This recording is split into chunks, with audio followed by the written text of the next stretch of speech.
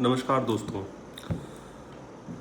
पंजाब की जो हालात हैं, जो मुश्किल हालात पंजाब में इस समय हैं, उनके लिए हम दुआ कर सकते हैं कि वहाँ पे सामान्य स्थिति जल्दी से जल्दी सामान्य हो, क्योंकि बहुत से लोग उस बाढ़ में बह रहे हैं। पशु जो पालतू पशु हैं, गाय भैंस जो लोगों ने पाल रखे थे, वो उनकी बहुत सारी पालतू पशुओं की मृत्यु हो गई है, जिसके लिए पंजाब के लिए बहुत बड़ा ही एक नुकसान है। लेकिन इस नुकसान के किस रूप में हम देख सकते हैं, इसके लिए हमें सोचना पड़ेगा, क्योंकि जो बांधों की स्थिति थी, जिस तरह से बांध टूटे हैं पानी रोकने के बाद, क्या सरकार को पहले से ये अंदाज़ा नहीं था कि इस तरह की भयावह स्थिति हो सकती है?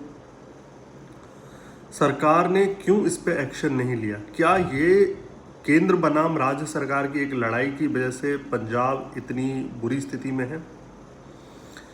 क्योंकि अगर केंद्र सरकार बाढ़ नियंत्रण के लिए, अगर राज्य सरकार की तरफ से कोई चिट्ठी आई या केंद्र सरकार को भी ऐसा लगा कि इस राज्य में इस समय इस चीज़ की ज़रूरत है, तो केंद्र ने क्यों नहीं एक्शन लिया? क्या बीजेपी इस बात को ये कह के टाल सकती है कि नहीं, ये तो आम आदमी की गलती है? नहीं, ये एक मानवता की भूल है। ये एक ऐसी सरकार की भूल है जहाँ पे जो संवेदनहीन सरकारों की भूल है, जिनके लिए राजनीति ही सबसे ऊपर है। आम जनता की जिम्मेदारियां, आम जनता का जो भरोसा, आम जनता का जो विश्वास है, उनका कोई मायने नहीं है।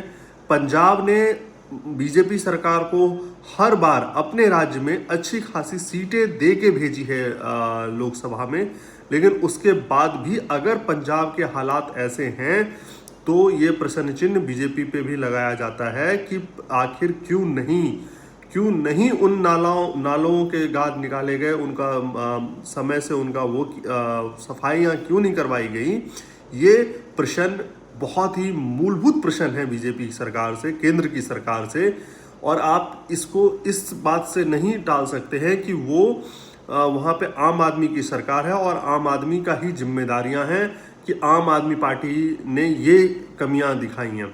आम आदमी पार्टी ठीक है, उस राज्य की सत्ता संभाल रही है, उनकी खामियां बहुत सारी हो सकती हैं, लेकिन क्या उनकी खामियां का सजा इतने लोगों को मिलना चाहिए?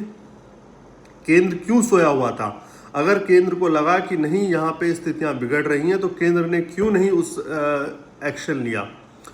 दोस्तों, आप जब भी वोट देने जाते हैं, चाहे लोकसभा हो चाहे विधानसभा हो, अपनी सरकार चुनने से पहले इन चीज़ों का ध्यान जरूर रखें कि आप जिन्हें वोट दे रहे हैं उनके मन में आपके लिए संवेदनाएं हैं या नहीं है। अगर नहीं उनके लिए आपके मन में संवेदनाएं हैं, तो आप वोट ना दें।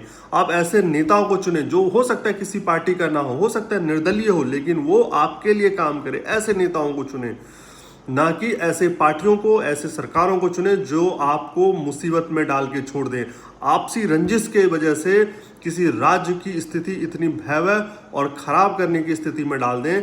ऐसे राज्यों को, आप ऐसे सरकारों का विरोध करें।